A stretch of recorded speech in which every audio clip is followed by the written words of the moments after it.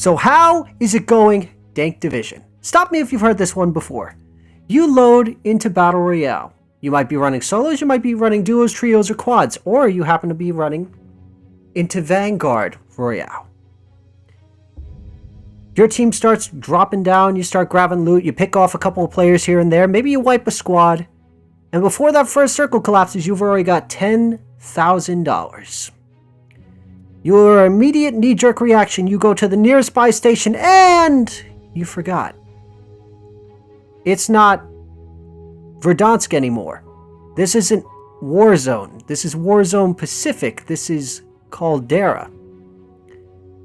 You're staring at the fact that you cannot buy your loadout until that first free one just happens to drop in. Now, ever since that happened, everyone and their mother has been complaining and begging for things to go back because it has slowed down the pace of the matches to a fucking halt. Now, that started all when Season 1 dropped and you had the integration happen and nobody was really thrilled. Well, ladies and gentlemen, we have a little bit of news that might put a smile on that face.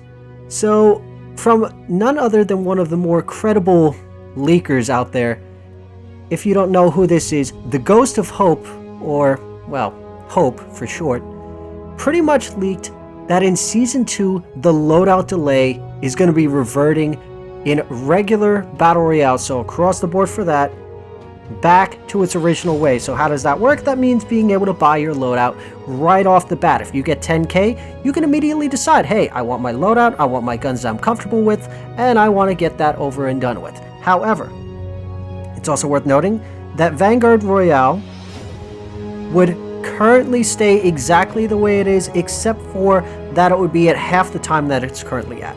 Meaning rather than having to wait, let's say it's 5 minutes, you're waiting 2.5. Yes, does this continue to slow down the pace of the game? Well, kinda. But it at least opens up opportunities because let's face it, nobody asked for the loadouts to be held until that long. Now, if this leak ends up being true, we're going to be in a pretty interesting spot because then that means going into Season 2 being able to get your loadout right off the bat. If I had to be perfectly honest, the way I would have played it out is make loadouts 20k until that first loadout drops, then drop it back down to 10k. That way players have to choose how badly do you want that loadout at the beginning. Are you willing to blow 20k to have your guns, even though you could potentially die that quickly? Or just go back to the original method, which sounds like that's what we're going to be seeing. With that being said, that's pretty much all I've got for you guys for tonight. I mean, yes, the FTC thing is happening with Activision being acquired by Microsoft, but let's face it, I don't want to sit through that. You don't want to sit through that. It's kind of a boring thing to cover. That being said, that's all I got for you guys for tonight. Drop a like down below, and don't forget to hit that comment section. Let me know, how would you tackle the whole loadout delay thing?